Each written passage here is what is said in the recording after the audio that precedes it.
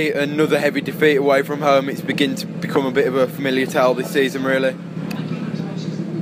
Yeah, I mean, having to come here without our two, reserves is a difficult task. Clearly the best team in the country at the minute.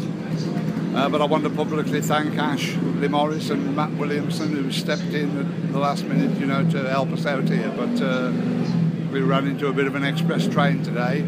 But, you say a heavy defeat. After Heat 10, we were 10 points down only. And, from those kind of positions, it's sometimes possible to take something from the meeting. But it was a repeat of what happened at Monmouth. They just steamrolled us at the end. And as you say, it's becoming too familiar.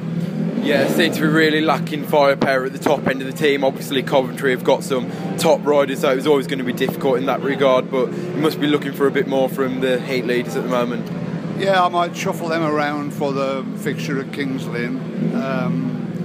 Freddie's clearly been lacking in confidence, and it doesn't help, when he comes out in Heat 1 and runs the last. So I've got to see if I can do something to help him, get back on track. Ricky's dropped into the Heat leader position now, but he found it very difficult here tonight. 3 points, I think, for him. And Peter, 20 points the last time he was here, 4 or 5 this time, is nowhere near what we expect, obviously. And if you haven't got the strength, not only at the top, but in all departments, then when you come up against a team like this, you're going to get a hiding. Yeah, looking at the positives, a really good performance from Jakob Thorsell. He was really impressive tonight. Yeah, I thought he was the man of the match, Jacob. He had a long period between his last race and Heat 15, which was unfortunate because track conditions had changed. It's a hot night here, and the track had dried out. And I thought the tapes were released very quickly in Heat 15 as well, which caught him out a bit.